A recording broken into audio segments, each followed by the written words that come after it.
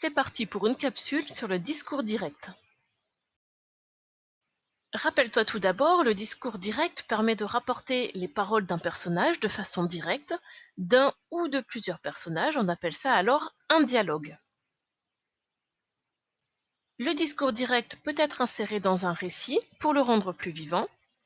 Il constitue également la majeure partie d'un texte de théâtre, ce sont les répliques.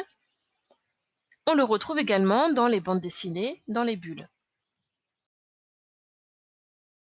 Le discours direct est un énoncé, un ensemble de paroles, ancré dans une situation d'énonciation, c'est-à-dire qui dépend d'une situation d'énonciation.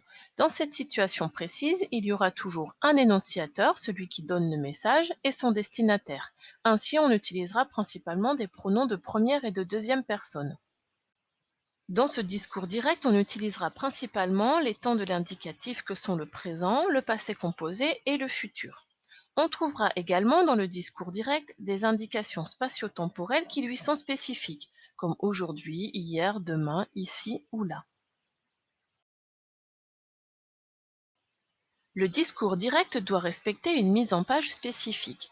Pour cela, tu auras besoin d'outils que tu connais déjà. Les deux points, les guillemets, le tiret, et tu peux aussi mettre des verbes de parole. Pour la mise en page d'un dialogue, deux possibilités. Soit tu utilises uniquement les tirets à chaque changement de personnage.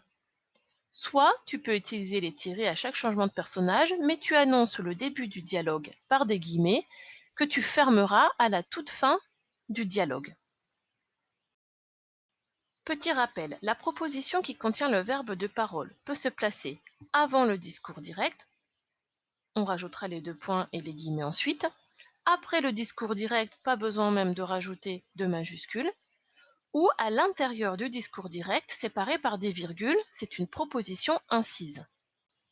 N'oublie pas, le verbe de parole reste au temps du récit, qui sont souvent le passé simple et l'imparfait, ici annonça au passé simple.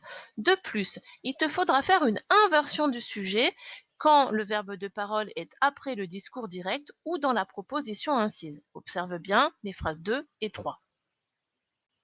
Voilà, tu sais tout sur le discours direct, il ne te reste plus qu'à faire le travail demandé. Joyeux clic!